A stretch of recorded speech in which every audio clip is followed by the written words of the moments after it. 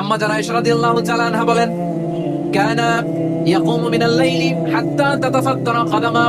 আমার নবী তাহাজ্জুদের জায়নামাজে যখন দাঁড়াতেন, এত লম্বা সময় দাঁড়িয়ে দাঁড়িয়ে তিনি কিয়াম করতেন, কেরাত পড়তেন। দাঁড়িয়ে থাকতে থাকতে থাকতে থাকতে আমার নবীর বরকতপূর্ণ, আমার নবীর মুবারক পা দুটো এরকম ফুলে যেত।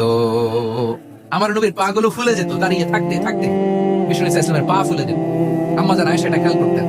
খেয়াল করে বলতেন, ইয়া রাসূলুল্লাহ, কাদ গাফারাল্লাহু লাকা মা তাকাদ্দামা মিন যামবিকা ওয়া মা তাআখার। ও নবী, নিজের দেহের উপর কেন এত কষ্ট দেন?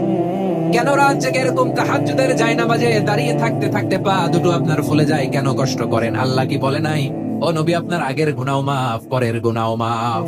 আসলে বিশ্ব নবীর কোনো গুনাহই নাই। নবীরা মাসুম হয়, নিষ্পাপ হয়। তারপরে বিশ্ব নবীর মর্যাদা, স্ট্যাটাস বোঝানোর জন্য আল্লাহ বলেন, নবী আপনার আগের পরের সব গুনাহ আমি আল্লাহ মাফ করে দিলাম।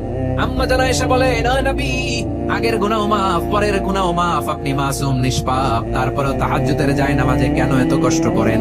বিশ্বনবী জবাবে বলেন, আফালা উহিব্বু আন আকুনা আবেদান শাকুরা। ও আয়েশা, আমি কি শুকরগুজার বান্দা হব না?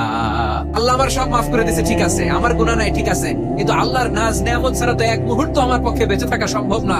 সে আল্লাহর নেয়ামতের শুকরিয়া হিসাবে আমার কি শুকরগুজার হওয়া উচিত না?